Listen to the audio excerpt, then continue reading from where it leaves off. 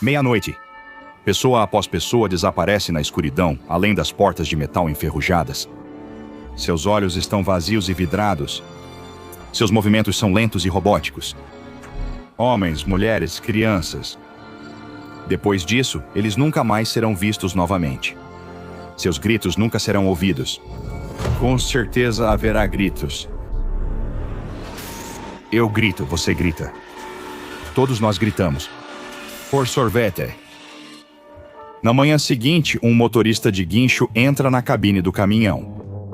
Dirigir caminhão de reboque não é glamuroso, e geralmente sou xingado por donos de veículos irritados, mas é meu sustento. Esse é o pensamento do motorista do guincho ao ir até um banco que relatou um veículo estacionado sem autorização no estacionamento dos funcionários. Provavelmente alguém que deixou o carro lá à noite após exagerar em um bar local. Ao entrar no estacionamento, ele vê uma cena inédita, apesar de anos rebocando carros. É um caminhão de sorvete, um antigo, meio surrado e mal conservado, mas ainda assim um caminhão de sorvete. Uma roda já tem trava de roda e há marcas de derrapagem estranhas no asfalto ao redor do caminhão. Alguém tentou tirar o caminhão do estacionamento com a trava presa. Bem, se alguém tentou, não conseguiu. O motorista acopla o caminhão de sorvete ao reboque e retorna ao pátio de apreensão. Agora é só esperar para ver se o dono do caminhão virá buscá-lo. Com o passar dos dias sem ninguém aparecer, os motoristas do caminhão de reboque começam a duvidar se alguém vai reivindicá-lo. Eles apostam para ver em quantos dias o dono aparece, se é que ele vai surgir. Após uma semana, o motorista que trouxe o caminhão de sorvete resolve olhar dentro dele. Ninguém se deu ao trabalho de olhar ainda, e a curiosidade dele está começando a falar mais alto. Para sua surpresa, as portas traseiras do caminhão abrem facilmente. A coisa estava destrancada o tempo todo. Lá dentro, ele encontra vários freezers abastecidos com uma variedade de produtos que, surpreendentemente, ainda estão congelados. Ele verifica se está sozinho, olhando por cima do ombro. É contra as regras, mas ninguém vai notar a falta de um picolé. E tem feito tanto calor hoje. Ele pega um doce gelado embrulhado e sai correndo do caminhão, fechando as portas. Ele não reconhece a escrita na embalagem colorida, provavelmente é um sorvete de marca desconhecida. Mas quando ele abre, parece gostoso. Cobertura de chocolate brilhante, palito de madeira, típico de um picolé clássico. Ele dá uma mordida de teste e o chocolate se parte sob seus dentes, revelando um sorvete de baunilha doce. Está bom. Ele come o doce rápido, limpa os dedos de chocolate na calça e joga na embalagem no lixo. Um crime sem vítimas. Ao jogar a embalagem fora, ele percebe as palavras "sabor super surpresa" impressas na lateral. Baunilha raramente surpreende em um picolé, mas ele pensa que é apenas uma escolha de marketing diferente. Ele nunca vai saber o que realmente acabou de comer, e talvez isso seja o melhor. Afinal, a ignorância é uma bênção. Enquanto o motorista do guincho espera alguém buscar o caminhão de sorvete e prova os produtos sem ser visto, a polícia local corre para resolver vários casos de desaparecimento. Ao longo dos últimos dias, 4 pessoas desapareceram de um parque de trailers próximo. Cada uma delas desapareceu no meio da noite, sem sinais de arrombamento ou qualquer indício de crime. Nenhuma delas deixou um bilhete, nenhuma tinha motivo para sair de repente no meio da noite. Simplesmente não faz sentido. Sem nenhuma pista para seguir, a polícia recorre a uma organização com um histórico muito melhor quando se trata de mistérios não resolvidos, a Fundação SCP. 3 agentes especiais são enviados à região. Um jovem, relativamente novo no trabalho de campo, um homem mais velho que está na fundação há décadas e uma mulher de meia idade com ampla experiência tanto no campo quanto no laboratório de pesquisa. Não sabem o que procuram, mas reconhecerão quando encontrarem. Algo atravessa este parque de trailers, levando pessoas uma a uma à noite. Eles só precisam saber o que é. Os agentes da fundação entrevistam cada membro da comunidade um por um, perguntando se viram ou ouviram algo suspeito. Uma mulher relata que encontrou sua filha parada do lado de fora justamente quando o sol estava começando a nascer. A garotinha saiu da cama e andou mais de 1,5 km longe do trailer antes da mãe perceber que algo estava errado. Quando perguntou à filha por que estava fora da cama, a menina não lembrava de ter se levantado. Deve ter sido sonambulismo, diz a mãe. Os agentes desconfiam que algo mais sinistro e anômalo pode estar ocorrendo aqui. Mas eles só terão certeza após falar com outra testemunha da lista, um idoso surdo que perdeu a audição por doença há mais de 50 anos. A polícia nem chegou a falar com ele, pois nenhum policial sabia a língua de sinais. Felizmente, a agente feminina da fundação domina a língua de sinais americana. Ela entrevista o homem e traduz sua fala para os colegas. O velho contou que 2 noites atrás acordou com luzes brilhando pela janela. Faróis iluminavam a janela ao lado da cama dele enquanto um veículo passava. Como sua janela não ficava perto de estrada principal, ele ficou naturalmente perplexo e um pouco alarmado. Ele olhou o celular e viu que era um pouco depois das 3 da manhã. Ele sentou, olhou pela janela e viu um caminhão estacionado fora do trailer. E não era um caminhão qualquer, era um caminhão de sorvete. Uma visão agradável em uma tarde ensolarada, claro, mas no meio da noite, ver aquilo ali fez um arrepio percorrer sua espinha. Mas o choque ao ver aquilo pela primeira vez não se compara ao terror quando viu sua vizinha sair do trailer, olhos arregalados e vidrados, caminhando em direção ao caminhão. Enquanto se aproximava, as portas traseiras do caminhão se abriram, como se a convidassem para entrar. Sem hesitar nem por um instante, a vizinha entrou na escuridão e as portas se fecharam firmemente atrás dela. O homem pulou da cama, com as articulações doendo pelo movimento repentino. Ele abriu a janela e correu até o caminhão, puxando as portas traseiras, mas em vão. Elas não se mexiam. Não importava o motivo, não havia como tirar sua vizinha do caminhão misterioso. Não conseguia sozinho, correu até o trailer do vizinho e bateu forte na porta. Um casal morava lá, pessoas legais, sempre dispostas a ajudar um vizinho com um problema. Eles certamente podiam fazer algo. O marido atendeu a porta e, ao começar a perguntar o motivo da visita do velho àquela hora, ele parou. Os olhos dele ficaram com aquele mesmo olhar vidrado e vazio, e ele começou a andar em direção ao caminhão de sorvete como se estivesse em transe. O velho tentou impedir o vizinho de entrar no caminhão, segurando seu braço, mas o homem era mais forte e se soltou facilmente, sumindo na parte de trás do caminhão. Ele correu para dentro e chamou a polícia, mas ninguém respondeu. Quando amanheceu, o caminhão havia sumido e seus vizinhos também. Enquanto o velho narra sua história para a agente da fundação, fica cada vez mais angustiado e implora para rastrear o caminhão e descobrir o que faz com as pessoas sequestradas. Antes de irem, ele conta mais um detalhe. O caminhão, pelo que ele pôde perceber, não tem motorista, ele se move sozinho. Os agentes se intrigam com o relato, não pelo caminhão de sorvete autônomo sequestrando pessoas, mas por outro motivo. Está claro que o caminhão de sorvete causou os desaparecimentos. Por que ele escolheu levar só algumas pessoas? Por que o efeito anômalo dele poupou o velho? A única maneira de descobrir é colocar as mãos nesse caminhão. Os 3 agentes passam o dia seguinte ligando para a cidade toda, buscando relatos de caminhão de sorvete em locais incomuns. Eles vão a um pátio de apreensão e conhecem um motorista de guincho intolerante à lactose, que toma sorvete escondido. Agentes chegam ao pátio de apreensão e veem o caminhão estacionado. Será que é esse? Ele bate com a descrição da testemunha. Ao inspecionarem o interior, eles encontram o freezer abastecido com sorvetes suspeitamente gelados e com aparência fresca. Tudo indica que este é o caminhão que eles buscam. Eles pagam algumas centenas de dólares em multas e levam o caminhão de volta ao sítio 17. O homem mais velho e a agente vão dirigir o caminhão de sorvete, enquanto o mais jovem dirige o carro usado na viagem inicial. Tarde naquela noite, a equipe está na estrada e há apenas algumas horas de chegar ao sítio 17, quando o homem mais jovem olha pelo retrovisor e vê que o caminhão de sorvete saiu da rota. Ele parou no acostamento e seus colegas estão saindo dos bancos da frente. O homem mais jovem vai desligar o rádio e abaixar o vidro para perguntar o que ocorre, mas nota algo estranho nas expressões dos colegas. Seus olhos estão vazios e sem expressão enquanto caminham para as portas traseiras do caminhão. É como a testemunha ocular disse, um transe causado pelo caminhão. Ele encosta, segura a maçaneta, mas congela. Se ele sair, o transe o afetará também. O que protegeu a testemunha ocular, algo que afetou seus vizinhos, mas não a ela? De repente, a ficha cai para ele. O velho era surdo. Caminhões de sorvete tocam música. Ele lembra de ler a Odisseia na escola, dos homens no navio de Odisseu, hipnotizados pelo canto das sereias e se jogando para a morte.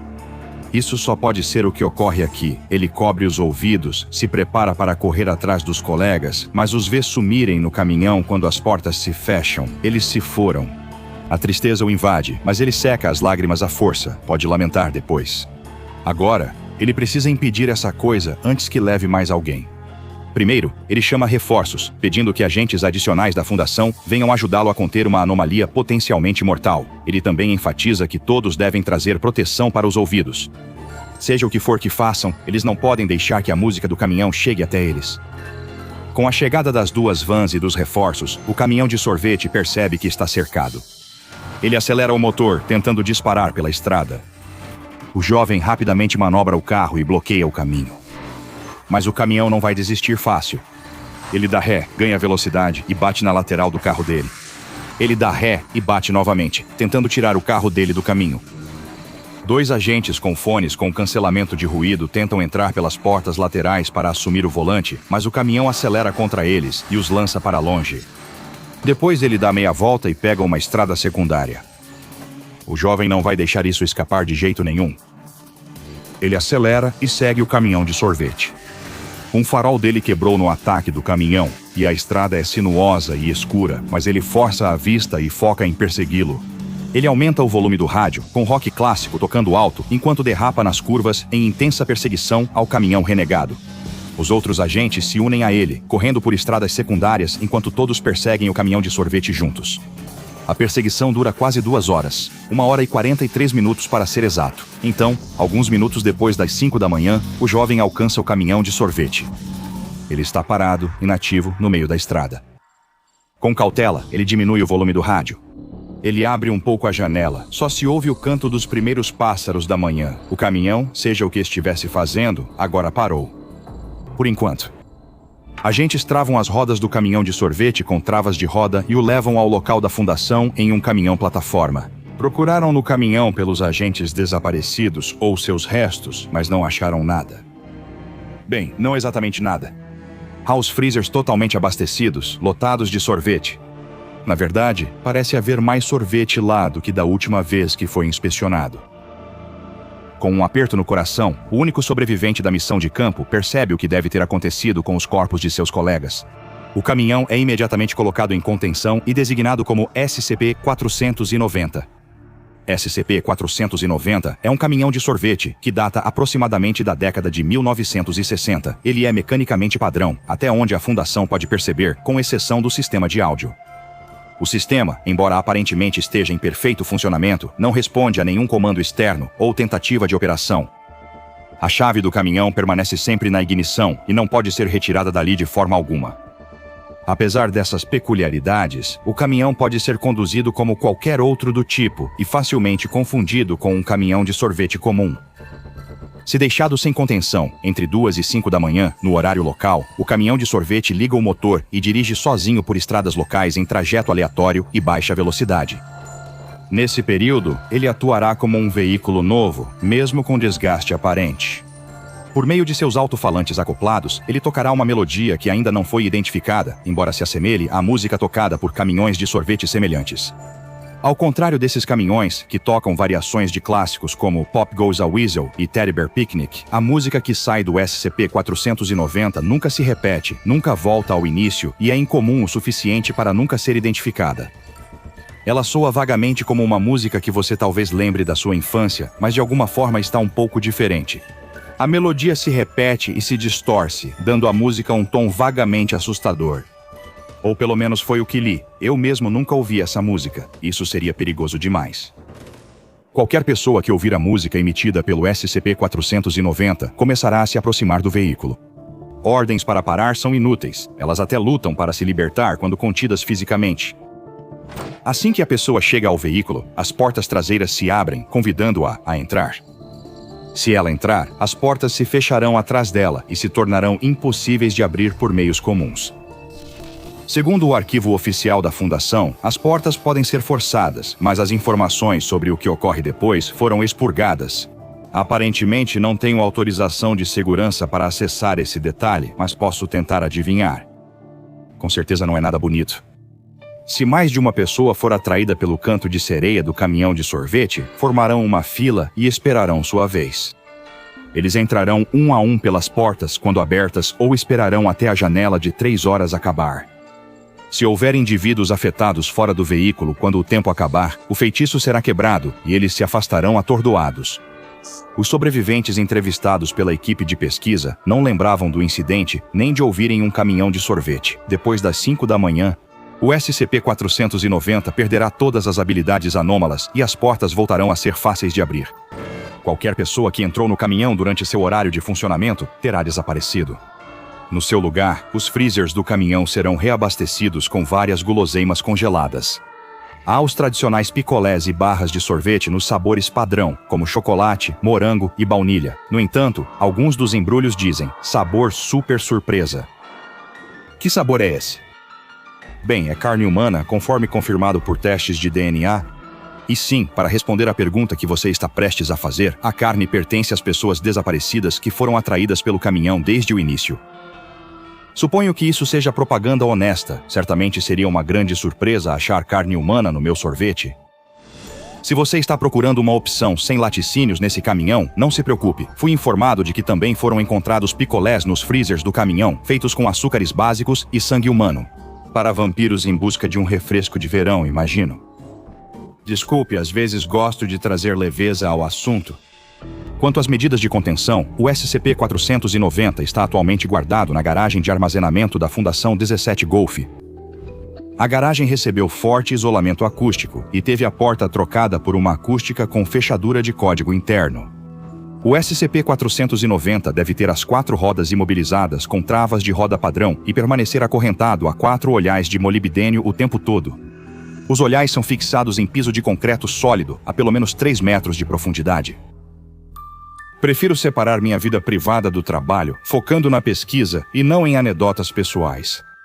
No entanto, ao ler sobre o SCP-490, uma lembrança estranha e meio esquecida da minha infância começou a surgir, vindo à tona. Eu era bem jovem, não tinha mais do que 8 anos, se me lembro corretamente. Numa noite quente de verão, eu dormia profundamente. De repente, ouvi o suave tilintar de uma melodia, um som delicado e tilintante como uma caixa de música. Olhei para o relógio na parede e já era muito tarde para um caminhão de sorvete estar lá fora. Mas quando percebi, eu já estava de pé no quintal, em frente a um poste de luz, descalço e ainda de pijama. Minha mãe segurava meus ombros com força, olhos arregalados de medo. Ela disse que tentei sair à noite para correr atrás de um caminhão de sorvete. Gritei e lutei quando ela me impediu de chegar perto do veículo estranho, mas felizmente era bem mais forte que eu. Ela me impediu de entrar na traseira do caminhão. Não posso ter certeza do que exatamente aconteceu, de quanto dessa memória é verdadeira ou de quanto é apenas a lembrança confusa de uma criança assustada. Lembro que minha mãe sempre usava tampões de ouvido para abafar o ronco forte do meu pai. Ela não teria ouvido a música que me atraiu para fora da cama à noite. Se ela não usasse tampões de ouvido, se não tivesse me impedido... Bem, eu prefiro não pensar mais sobre isso. Se ouvir música estranha à noite, como um caminhão de sorvete em horário improvável, cubra a cabeça com o travesseiro e tente abafar o som até de manhã. Caso contrário, você pode virar o próximo sabor super surpresa. Acesse o Patreon do Dr. Bob e seja pesquisador júnior hoje. Agora vá assistir a outro caso dos arquivos do Dr. Bob, como SCP-1386 Caminhão de Sorvete Senciente.